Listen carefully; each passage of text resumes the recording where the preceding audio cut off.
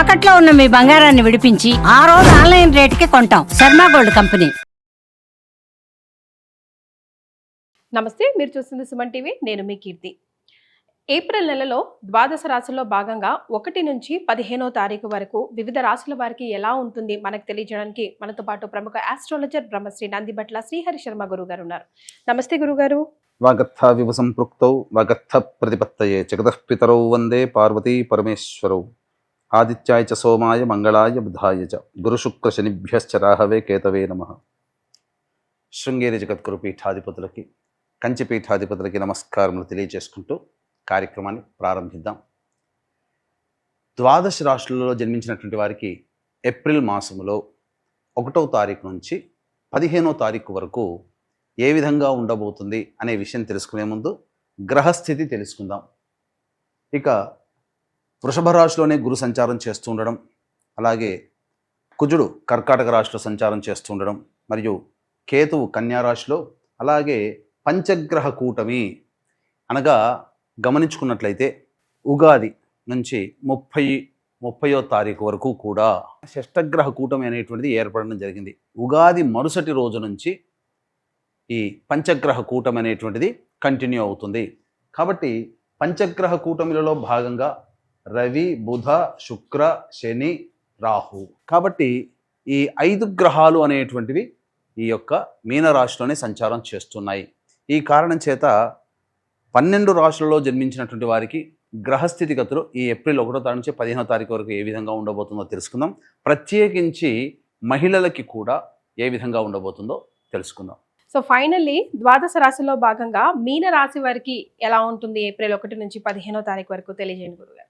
ఇక ద్వాదశ రాశులలో భాగంగా చిట్ట చివరిదైనటువంటి 12వ రాశి మీనరాశిలో జన్మించినటువంటి వారికి ఏప్రిల్ 1వ తారీఖు నుంచి 15వ తారీఖు వరకు ఏ విధంగా ఉండబోతుంది అనేటువంటి విషయాల గురించి తెలుసుకునే ప్రయత్నం చేద్దాం.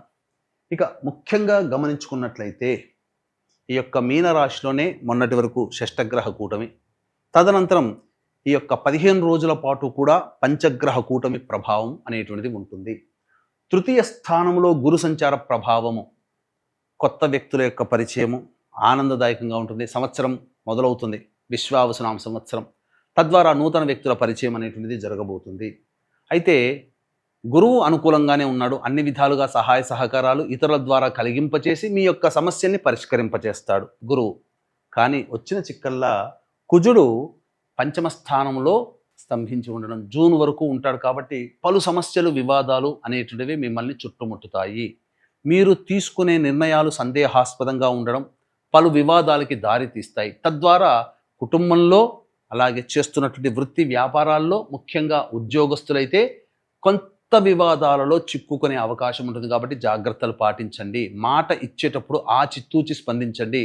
ఒక్కటి మాత్రం గుర్తుపెట్టుకోండి, మీరు చేయాల్సిందల్లా కూడా చేసేటప్పుడు ప్రతి పని కూడా నమోదు చేసుకోండి. ఎక్కడో ఒక చోట మీరు నమోదు చేసుకోండి ఈరోజు జరిగిన సంఘటనలు. ఎందుకనంటే కుజ ప్రభావము మిమ్మల్ని లేనిపోని వివాదాల్లో భవిష్యత్తులో తీసుకువస్తుంది. ఆ వివాదాలకి నాది సమస్య కాదు, నాది పాత్ర లేదు అని చెప్పడానికి ఈ యొక్క రాసి పెట్టుకున్నటువంటి ఇన్ఫర్మేషనే మిమ్మల్ని ప్రమాదాల నుంచి గట్టెక్కిస్తుంది.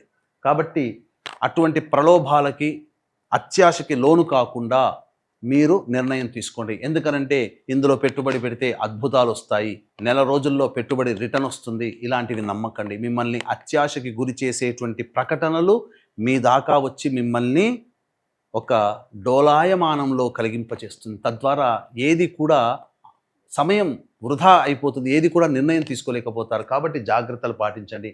ఇక పంచగ్రహ కూటమి ప్రభావము శుభ అశుభ మిశ్రమ ఫలితాలు పొందుతారు. ఎందుకనంటే ఇక్కడ ప్రధానంగా పాపుల యొక్క ప్రభావమే రాశిలో సంచారం చేస్తున్నటువంటి కారణం చేత కొత్తగా మనం గమనించుకున్నట్లయితే జన్మశని ప్రభావము చేత అన్ని పనులలో ఆసక్తి ఉండదు. ఏ పని చేయాలన్నా తర్వాత చూసుకుందాం, దాటవేత ధోరణి. తద్వారా చురుకుగా లేనటువంటి కారణం చేత ముఖ్యంగా ఉద్యోగస్తులకైతే ఉద్యోగ భంగము సూచించబడుతుంది. వ్యాపారస్తులకైతే మీకు మిమ్మల్ని నమ్మి అడ్వాన్సులు ఇచ్చిన వాళ్ళు తిరిగి వెనక్కి తీసుకునే అవకాశం ఉంటుంది. కాబట్టి మీరు బద్ధకాన్ని వదిలే ప్రయత్నం చేస్తే అన్ని విధాలుగా యోగదాయకంగా ఉంటారు అని చెప్పవచ్చు. ఇక ప్రధానంగా చూసుకున్నట్లయితే రియల్ ఎస్టేట్ రంగంలో ఉన్నటువంటి వాళ్ళకి కాస్త ఇబ్బందికర పరిస్థితులు ఉంటాయి కాబట్టి వ్యాపార విస్తరణ చేయకండి. అనుకూలంగా లేని సమయం అని గమనించుకోవాలి. మిగతా అన్ని రంగాలలో ఉన్నటువంటి వాళ్ళకి మంచి ధనాదాయము చాలా చక్కగా ఉంటుంది. ఏ రంగంలోని వాళ్ళకైనా కానీ యోగదాయకంగా ఉంటుంది. ఒక్క రియల్ ఎస్టేట్, న్యాయ వ్యవస్థలు, రైతులు ఈ సంబంధించినటువంటి విషయాలలో తప్ప మిగతా అన్ని రంగాలలో ఉన్నటువంటి వాళ్ళకి యోగదాయకమైనటువంటి పరిస్థితి ఉంటుంది. నిరుద్యోగస్తులకి ఉద్యోగం లభించే అవకాశం ఉంటుంది. అలాగే వివాహం కావాల్సినటువంటి అబ్బాయిలకి అమ్మాయిలకి వివాహం నిశ్చయమవుతుంది. సంతాన పరంగా ఎదురు చూసేటువంటి వాళ్ళు మాత్రం జాగ్రత్తలు పాటించాలి. సంతాన నష్టం జరిగేటువంటి అవకాశం ఉంటుంది కాబట్టి మంచిది. అలాగే సంతానం కోసం ఎదురు చూసేవాళ్ళు సమయాన్ని వాయిదా వేసుకోవడం మంచిది. ఇప్పుడు ఉన్నటువంటి సమయం అనుకూలము కాదు.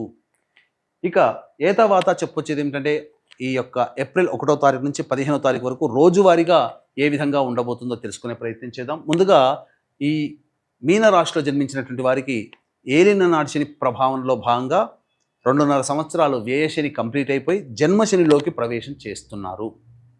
కాబట్టి జన్మశని ప్రభావంలో సమస్యలు, వివాదాలు చుట్టుముట్టుతాయి.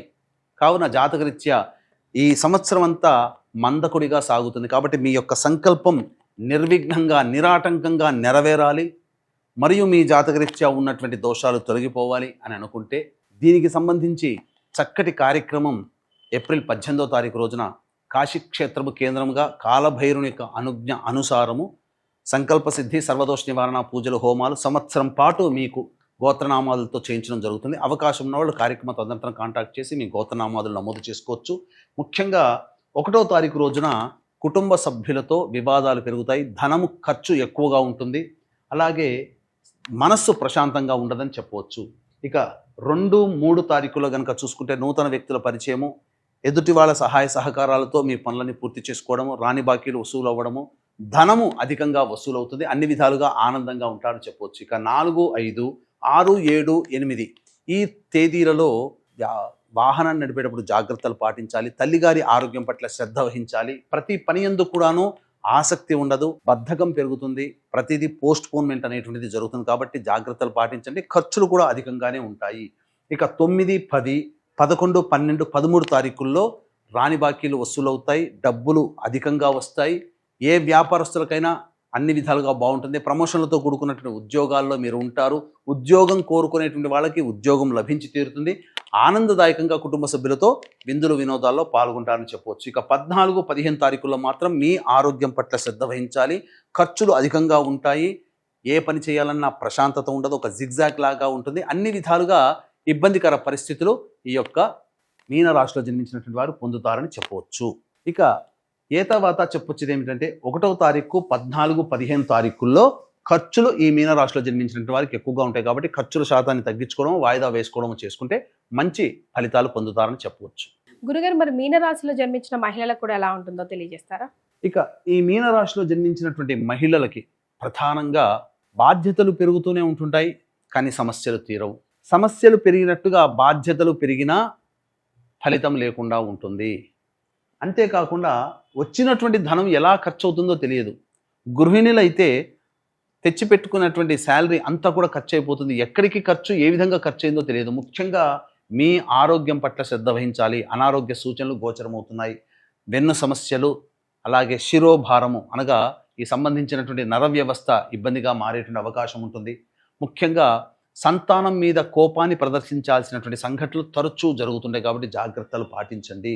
ముఖ్యంగా ఈ రాశిలో జన్మించినటువంటి మహిళలకి వివాహ సంబంధించినటువంటి విషయాల్లో వివాహం నిశ్చయమయ్యే అవకాశం ఉంటుంది. కాబట్టి ప్రయత్నాలు చేయండి, మంచి జరుగుతుంది. కానీ సంతానం పరంగా మాత్రం గర్భవతులైన వాళ్ళు జాగ్రత్తలు పాటించాలి. సంతానం కోసం ఎదురు చూసే వాళ్ళు వాయిదా వేసుకోవడమే చాలా మంచిదనేటువంటి విషయాన్ని గమనించుకోవాలి. ఇక beauty parlour, boutique, ladies garments, readymade garments రంగంలో ఉన్నటువంటి వాళ్ళకి మాత్రం ధనాదాయము మిశ్రమంగా ఉంటుంది, అంతంత మాత్రంగానే ఉంటుంది. కాబట్టి కొత్త పెట్టుబడులు చేయకపోవడమే చాలా మేలనేటువంటి విషయాన్ని గమనించుకోవాలి.